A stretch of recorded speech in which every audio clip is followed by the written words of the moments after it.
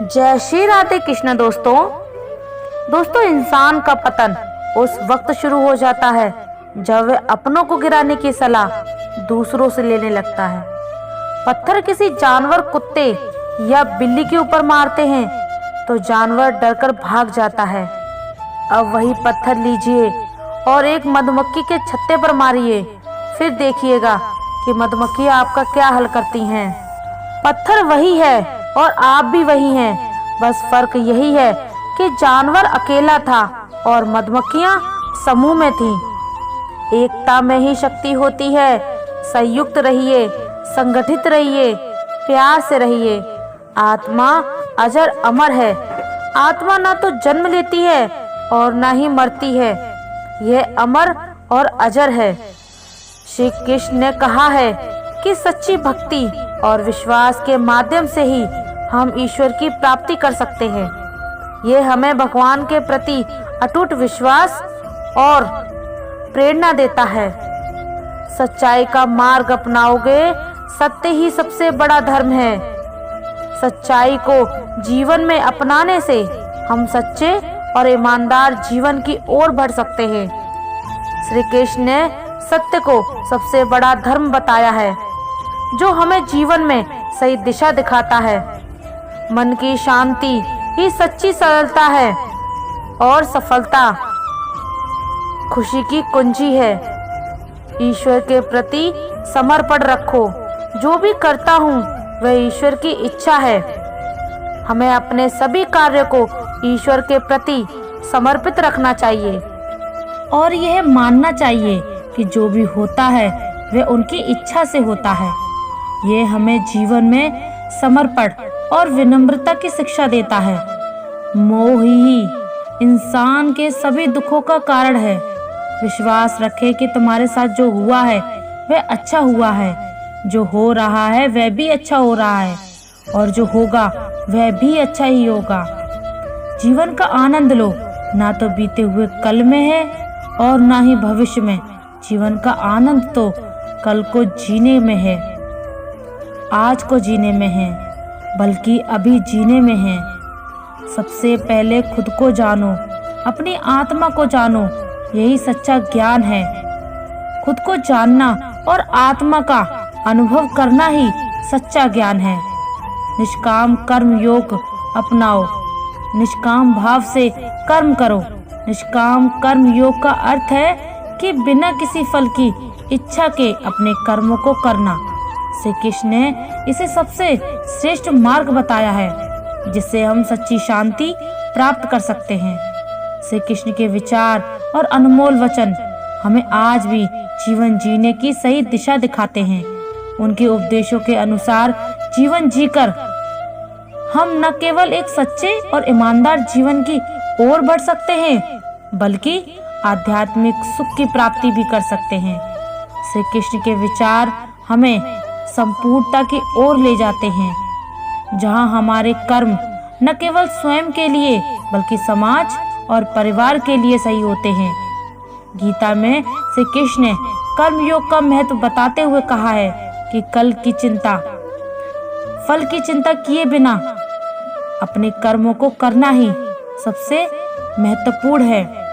श्री कृष्ण कहते हैं, तू सोने से पहले सबको माफ कर दे, मैं उठने से पहले तुझे माफ कर दूंगा।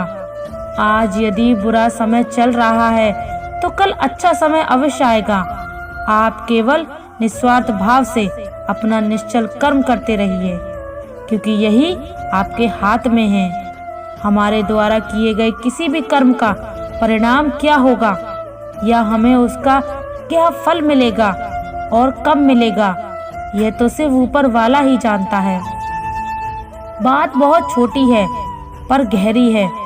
बिखरा हुआ समाज और बिखरा हुआ परिवार कभी भी बादशाह नहीं बन सकता, लेकिन हाँ, वह आपस में लड़कर दूसरों को बादशाह जरूर बना देता है। जिस घर में प्रेम और बड़ों का आदर सम्मान होता है, वहाँ ईश्वर का निवास होता है।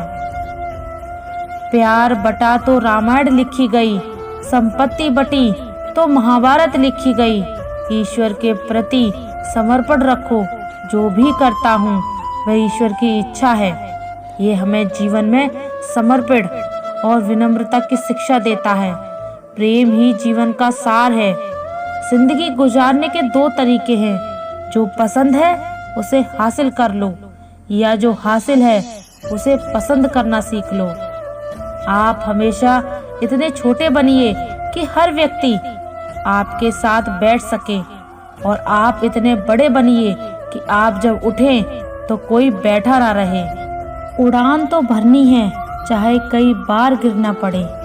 सपनों को पूरा करना है, चाहे खुद से भी लड़ना पड़े। जिंदगी में रिस्क लेने से कभी मत डरो, या तो जीत मिलेगी और हार गए तो सीख मिलेगी। श्री कृष्ण कहते हैं, संघर्ष पिता से सीखो और संस्कार माता से, बाकी सब तो ये दुनिया सिखा ही देगी। श्री कृष्ण ने धर्म को जीवन का सबसे महत्वपूर्ण तत्व बताया है। उन्होंने कहा, धर्म का पालन मनुष्य का कर्तव्य है, भले ही इसके पालन से उसे कितना भी कष्ट क्यों ना उठाना पड़े। इसका अर्थ है कि हमें अपने धार्मिक कर्तव्यों को निभाने में कभी भी पीछे नहीं हटना चाहिए। अगर आप चाहते हैं कि भगवान मिले तो ऐसे कर्म करो जिससे दुआ मिले। कोई चाहे कितना भी महान क्यों ना हो जाए, पर कुदरत कभी किसी को महान बनने का मौका नहीं देती। दोस्तों, कंठ दिया कोयल को तो रूप छीन लिया, रूप दिया मोर को तो इच्छा छीन ली, इच्छा दी इंसान को तो संतोष छीन लिया, संतोष दिया संत को तो संसार छीन लिया। मत करना कभी गुरूर अपने आप पर, ऐ इंसान, ईश्वर ने तेरे और मेरे जैसे कितनों को मिट्टी से बनाकर मिट्टी में मिला दिया। रेस में जीतने वाला घोड़ा नहीं जानता। अगर आप कभी अपने आप तकलीफ में पाओगे तो समझ जाना कि आपका मालिक यानी ईश्वर यही चाहता है कि जीत आपकी हो। मत बनो हमेशा मजबूती की मिसाल, कभी कभी कमजोर होना भी दिल को हल्का कर देता है। यह दुनिया कितनी निराली है, जिनकी आंखों में नींद है उनके पास अच्छा बिस्तर नहीं है, और जिनके पास अच्छा बिस्तर है उनकी आंखों में नींद नहीं है। जिनके मन में दया है उनके पास देने के लिए धन नहीं है, और जिनके पास धन है उनके पास दया नहीं। जिसको भूख है उसके पास खाने को कुछ नहीं, और जिसके पास खाने को है उसके पास भूख नहीं। कोई अपनों के लिए रोटी छोड़ देता है तो कोई रोटी के लिए अपनों को छोड़ देता है। गीता में श्री कृष्ण ने कहा है, जो लोग तुम्हारी बुराई करते हैं करेंगे, चाहे तुम अच्छा करो या बुरा, इसलिए शांत रहकर अपना कर्म करते रहो। निंदा से मत घबराओ, निंदा उसी की होती है जो जिंदा है, मरने के बाद तो सिर्फ तारीफ होती है। अर्जुन ने कृष्ण से पूछा, जहर क्या है? भगवान श्री कृष्ण ने कहा, हर वह चीज जो जिंदगी में आवश्यकता से अधिक होती है वही जहर है। फिर चाहे वो ताकत हो, धन हो, भूख हो, लालच हो, अभिमान हो, आलस हो, प्रेम हो या घृणा, जहर ही है। दोस्तों, किस्मत को कोई भी नहीं बदल सकता। भाग्य में जो लिखा है वही मिलेगा। कोई चाहे लाख कोशिश कर ले। अब ये तो आपने भी देखा होगा, भगवान कृष्ण को और प्रभु श्री राम को उनके जीवन में भी कितनी विपरीत परिस्थितियां आई थी। वह तो स्वयं भगवान थे, अगर चाहते तो अपनी परेशानियां दूर कर लेते, लेकिन उन्होंने धरती पर जन्म लेकर मनुष्य की तरह ही कष्ट भोगे, और उनका सही दिमाग से, अच्छे कर्मों से उनको दूर भी किया। श्री कृष्ण सबके तारनहार थे, उनकी सभी आराधना करते थे, परंतु वे स्वयं अपना भाग्य ना बदल सके।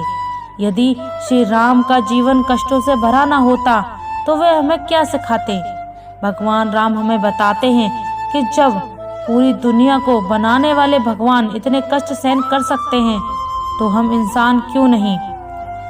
अगर भगवान चाहते तो अपना जीवन बदल सकते थे। उनके जीवन में जो कष्ट आए उन्हें आने से पहले ही दूर कर सकते थे, पर उन्होंने ऐसा नहीं किया और उन्होंने धैर्य और सूझबूझ के साथ उनको दूर किया। उन्होंने हमें धैर्य, गरिमा, सम्मान, सहिष्णुतापूर्ण प्रेम, सत्य के लिए लड़ना और बहुत कुछ सिखाया है। जो व्यक्ति सत्य के मार्ग पर चलता है उसके जीवन में परेशानियां आती ही हैं। श्री राम ने भगवान होकर भी दशरथ के सामने वनवास को चुना, क्योंकि वे ये बताना चाहते थे कि माता पिता को भगवान की तरह मानना चाहिए। इसलिए माता पिता की रक्षा के लिए वे वनवास चले गए। हम इंसानों का जीवन तो पूरी तरह से कठिनाइयों से भरा हुआ है। हमेशा कोई ना कोई समस्या आती ही रहती है, कभी कोई बीमारी तो कभी कोई बीमारी लगी ही रहती है। अगर कभी व्यक्ति को ठीक तरह से इलाज नहीं मिल पाया तो फिर उसकी मृत्यु हो जाती है। यह सब अकाल मृत्यु ही होती है। किसी का एक्सीडेंट हो जाना, किसी का जहर खाकर मर जाना, किसी का छत से नीचे गिर जाना, यदि ये सब अकाल मृत्यु होती हैं। अक्सर हम देखते हैं कि लोगों की आत्माएं भटकती रहती हैं। ये आत्माएं ज़्यादातर कम उम्र के व्यक्तियों की होती हैं।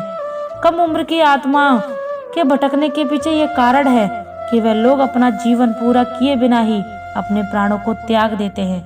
फिर जितना समय उनको दिया गया था शरीर को धारण करने के लिए, वे उसको बिना पूरा किए ही चले जाते हैं और उनकी आगे गति नहीं हो पाती है। उनकी इच्छाएं वगैरह सब अधूरी रह जाती हैं, जिसकी वजह से वे भटकते रहते हैं। प्रिय दोस्तों, आशा करते हैं अगर आपको हमारा ये वीडियो अच्छा लगा हो तो कमेंट सेक्शन में ज़रूर बताना, और अगर आप हमारे चैनल पर नए हैं तो चैनल को सब्सक्राइब ज़रूर कर लेना। धन्यवाद। जय श्री राधे कृष्णा।